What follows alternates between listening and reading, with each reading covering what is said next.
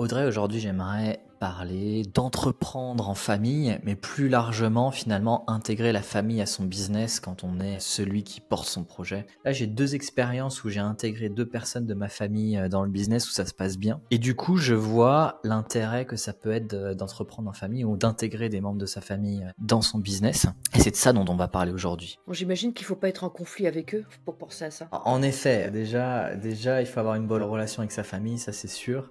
Et ça dépend de 2 choses, d'avoir une bonne relation avec sa famille. Déjà, ça dépend, chacun des membres de la famille, finalement, ne soit pas déterminé dans son mode de fonctionnement, c'est-à-dire dans une boucle dans laquelle il est incapable de s'échapper. Si dans ta famille, t'as des gens qui sans cesse répètent les mêmes schémas, s'aboient dessus, machin, etc., reprochent des choses à un tel et l'autre reproche des trucs, ça va pas fonctionner, ça on est bien d'accord. Donc déjà, la première chose à se demander, tu vois, pour potentiellement travailler avec sa famille, c'est est-ce que moi et les membres de ma famille ont une forme de lucidité par rapport à leur propre fonctionnement qui leur donne un espace de liberté pour lequel ils peuvent finalement être différents que leur propre ombre, leur propre prévisibilité. Est-ce que ça te parle, cet espace de liberté? Comment tu le caractériserais? L'intelligence. Tu as besoin d'être entouré de gens intelligents pour pouvoir faire ça. Ouais, je sais pas si c'est de l'intelligence, c'est des gens qui sont très intelligents, mais qui sont enfermés dans des boucles d'ego, tu vois, qui les empêchent de justement avoir de la liberté sur eux-mêmes, sur leur propre fonctionnement. Donc c'est peut-être plus une intelligence existentielle, tu vois. Ouais, alors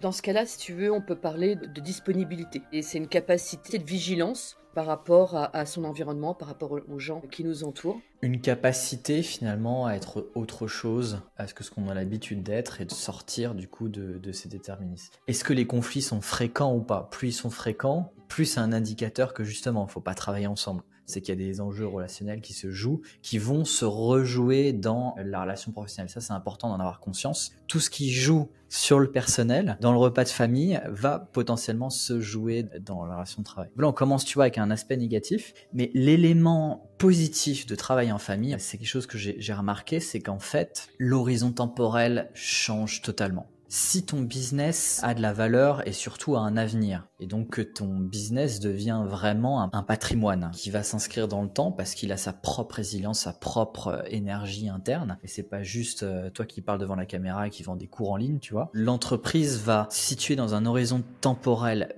beaucoup plus loin, et par conséquent, il y a 2 enjeux qui se jouent. Déjà, un, c'est la transmission. C'est-à-dire que si tu es le seul à prendre les décisions, à agir dans ton business, il va mourir avec toi. Et c'est important de déléguer des formes de décision dans sa boîte pour qu'il puisse perdurer à sa propre mort, à sa propre évolution aussi, on peut changer. Donc c'est important d'avoir des personnes de confiance. Et la famille en général, il y a 2 caractéristiques. C'est c'est souvent des gens de confiance, c'est beaucoup plus rare de se la mettre à l'envers, de s'arnaquer, etc. en famille. Et deuxième chose, c'est que la famille, elle va pas disparaître. Tu vois, quand t'embauches des gens, ils viennent, ils vont repartir, nanana, etc. Toute l'énergie que tu mets dans la formation finalement des personnes de ta famille, plus tu vas avoir un effet cumulé qui est important, parce que ces gens-là vont rester dans le business. Tu vois, si le business a une puissance qui fait que toute la famille s'agrègue autour du business, finalement l'entreprise devient centrale dans la famille et tout le monde va rester dans l'environnement de l'entreprise, tu vois. Les gens ne vont pas partir, faire un autre travail, etc. Ils vont s'inscrire dans un horizon temporel qui va se compter en dizaines d'années, tu vois. Plus la probabilité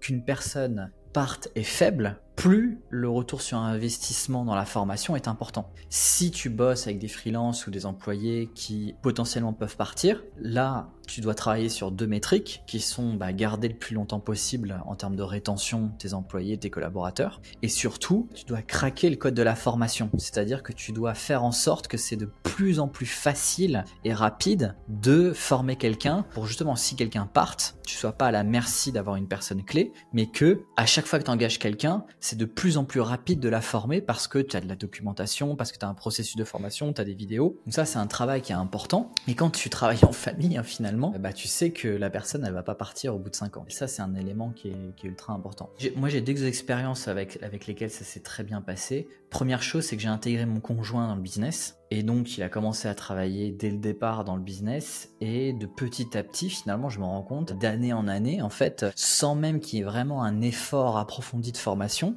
tous les jours, comme il apprend à mes côtés, finalement, plus ses compétences ont des intérêts composés et plus, finalement, il est capable de faire des choses qui sont importantes. Et je vois que dans quelques années, il aura mon niveau d'aujourd'hui, il pourra gérer des tâches qui sont d'un autre niveau. Ça, cette expérience bosser, tu vois, avec son conjointe, moi, ça a été extrêmement positif. Plutôt que son conjoint aille travailler dans une grande boîte, travaille pour accomplir les rêves de son patron, tu vois, autant que ton conjoint travaille pour développer le patrimoine familial. Mais dis-moi, il y a un dicton qui dit faut pas mettre tous ses œufs dans le même panier. C'est vrai que si tu perds ton conjoint, qui travaille avec, tu perds tout. Si tu penses que la probabilité que le couple dure dans le temps, plus finalement la relation aussi professionnelle va pouvoir capitaliser dessus aussi. Et c'est le dilemme en investissement, diversification contre concentration. Tu vois, t'as des gens qui te disent faut avoir une vingtaine d'actions, parce que si t'en as une qui saute, on a 19 autres, on met pas tous les œufs dans le même panier. Et t'as une autre philosophie d'investissement, par exemple, comme Charlie Munger, qui disait tout ce que t'as besoin, c'est de 3 entreprises exceptionnelles.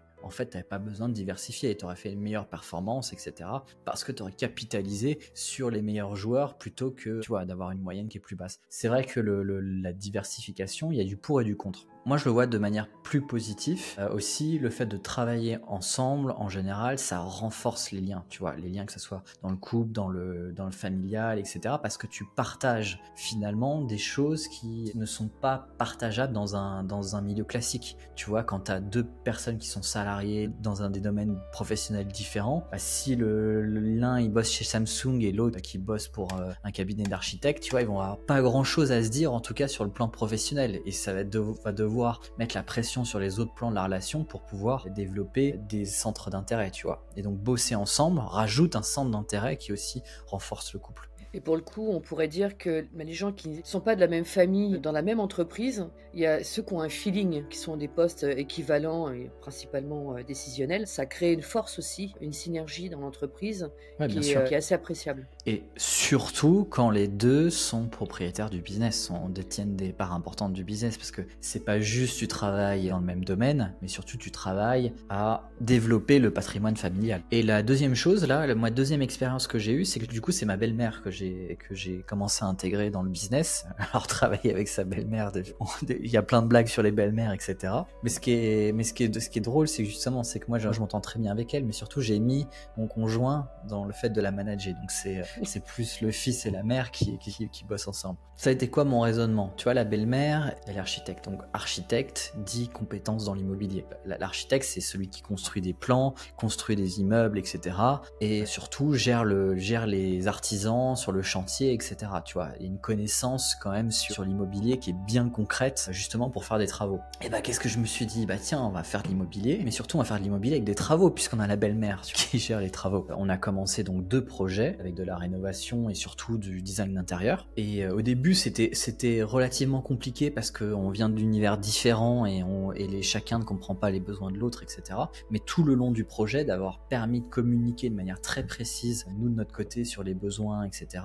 Je vois qu'aujourd'hui, maintenant, si on refait des projets, c'est beaucoup plus facile et ce sera de plus en plus facile finalement de faire des projets parce qu'on a quelqu'un de confiance qui est compétent et qui comprend nos besoins. Maintenant, on peut se lancer dans faire de la rénovation de masse, potentiellement plus tard faire de la promotion immobilière. Tu vois, faire de la promotion immobilière, c'est plutôt difficile d'accès. Là, le fait de le faire en famille, tu vois, le fait de faire rencontrer à la fois les compétences et le capital qui est nécessaire, ça te permet de créer des projets que tu pourrais pas faire. C'est étonnant comme explication, comme idée que tu proposes, parce que même si ça peut faire rêver une partie de la population, je pense qu'en général, peut-être que c'est, on va dire dans la moyenne, les gens justement préfèrent diversifier, séparer, compartimenter même, parfois on utilise ce terme-là, les vies professionnelles, etc.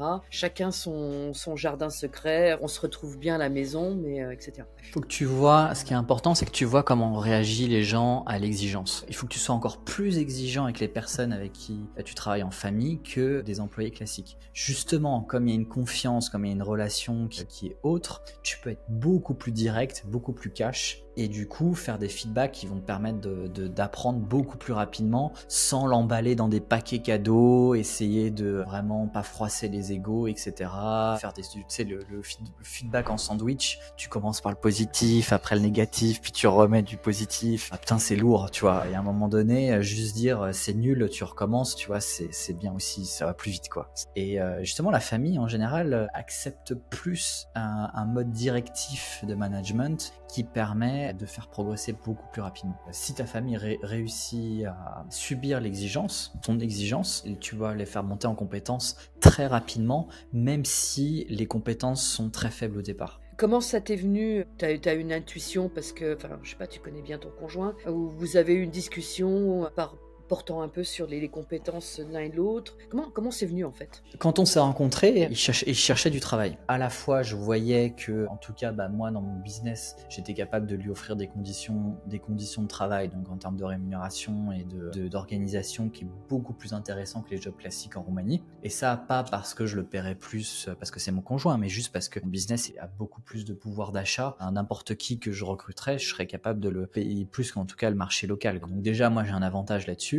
Et surtout, j'ai commencé à le tester sur des tâches qui étaient similaires, tu vois, de manière très très très progressive. Tu commences petit, tu es très exigeant, et puis tu commences à voir comment ça se passe. Et à un moment donné, tu proposes. Pourquoi tu travailles pas avec moi, machin, etc. Telles conditions. Faut être assez strict sur les conditions, etc. Et vas-y, et on y va, et voilà. Et tu vois, la belle-mère, moi j'ai tout de suite eu la vision. Tu vois, je me suis dit, il faut surtout pas parler de sa vision. C'est-à-dire, parce que si tu commences à parler de ta vision, à promettre du rêve, parce que si t'es bon entrepreneur, en général, tu vas avoir une vision qui est assez délirante pour la plupart des gens. Tu vois les intérêts opposés qui peuvent se faire. Donc, si tu commences à dire, tiens, on va construire 6 tours, alors que tu vois, tu connais la belle-mère que depuis tant de temps et que t'as pas encore travaillé avec, ça va te prendre pour un rigolo. Donc surtout, faut surtout pas parler de ses ambitions. Et il faut tester les gens. Tu les testes sur des petits projets, tu vois, et tu lâches pas.